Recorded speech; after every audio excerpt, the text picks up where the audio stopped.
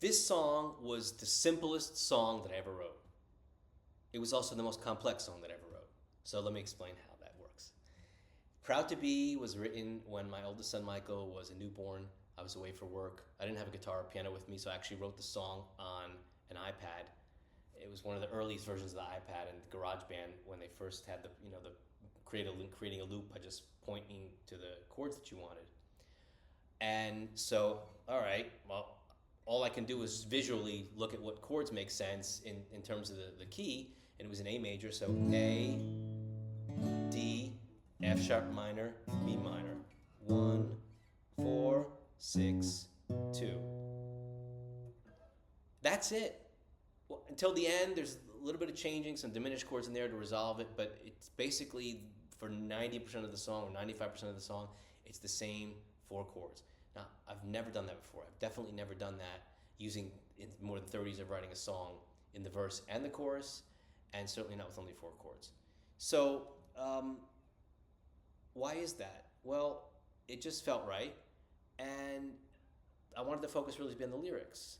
The lyrics were very heartfelt about a new dad coming to terms with the responsibility of being a parent, feeling bad because he's away, and feeling unsure about all that it means to take care of a newborn.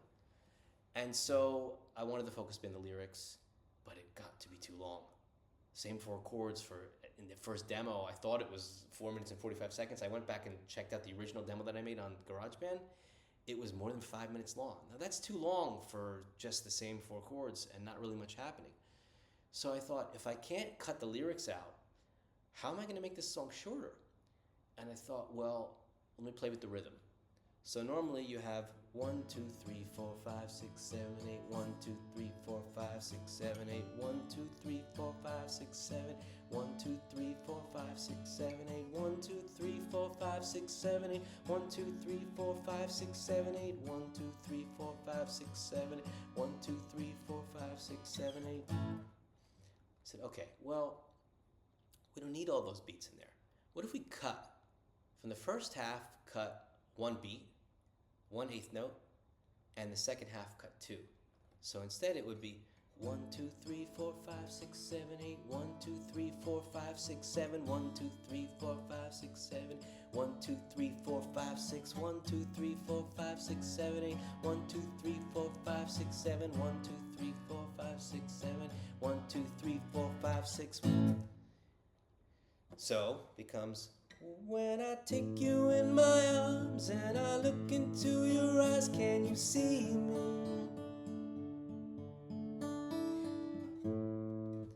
8 plus 7, 8 plus 6. That cut, it kept the lyrics in there, it kept all the meaning of the song, it kept the harmonic structure intact, but it shortened it by leaving out just a few beats that didn't really affect the way the lyric was sung because there was extra space at the end of the measure anyway. When we got to the chorus, now the chorus is just saying, this song will tell you, this song will show you how much I love you. That's really stretched out. So I said, okay, there, let's cut even more. Let's cut 3. We'll make it 8 plus 5. So it's, this song will tell you 1, 2, 3, 4, 5, 1, 2, 3, 4, 5, 6, 7, 8, 1, 2, 3, 4, 5, 1, 2, 3, 4, 5, 6, 7, 1, 2, 3, 4, 5. So in the verse, 8 plus 8 plus 8 plus 8 becomes 8 plus 7 plus 8 plus 6. And the chorus, 8 plus 8 becomes 8 plus 5. That managed to cut the song down to a reasonable length, to still have 2 verses, 2 chorus, and then that kind of that outro that happens. So that's where the rhythm came in. And that's why I say it's the most complex song that I've ever wrote.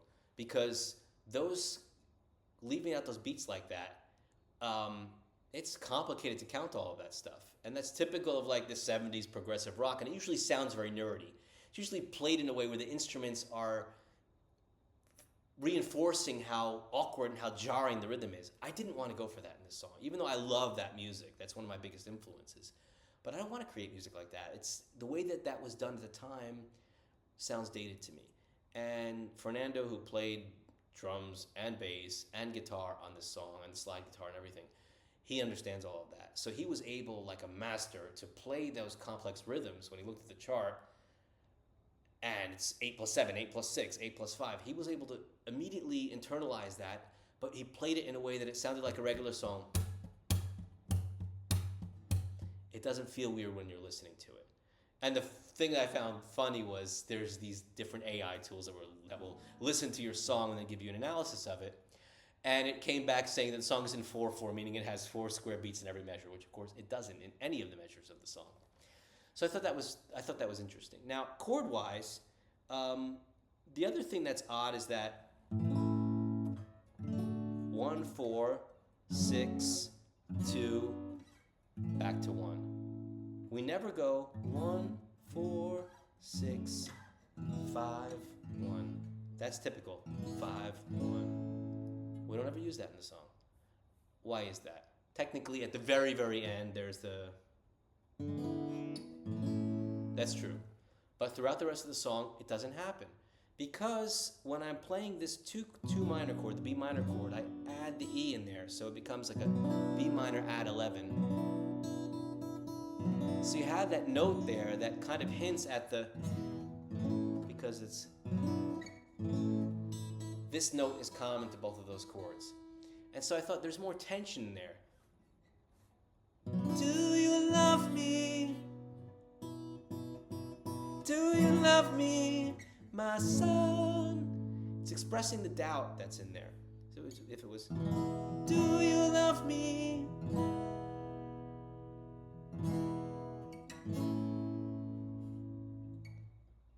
How much I love you, my son. Sounds a bit hokey to me. I didn't want that. I wanted the tension there. And so that's essentially what you have going on in the song. 4 simple chords, a song that sounds straightforward, but when you dig into it and you really would count all the rhythms, you'd be pretty mind blown in terms of how complex the rhythmic structure is. And I like doing that. And you'll see a lot of my songs having complex rhythms or different, or what they call odd time signatures. Because I think it adds something interesting. And the challenge is to do it in a way, like I said before, that doesn't sound weird. It doesn't sound like, oh God, that song is just like, what's up with that? It's off. No, it sounds smooth. You can tap your foot to it. And as Fernando said, you can dance to it and it doesn't make you feel like you want to fall over, even though the rhythm is odd. That's what I go for. It's in that same vein as what I did with the Mashups album.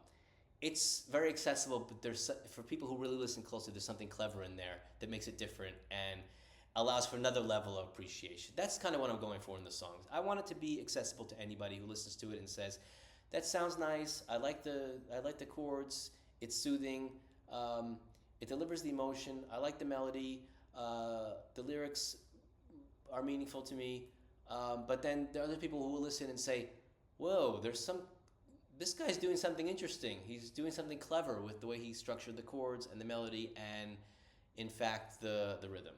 So that's what I was going for. And again, that's why I say this was, at the same time, the most simple and the most complex song that I've done.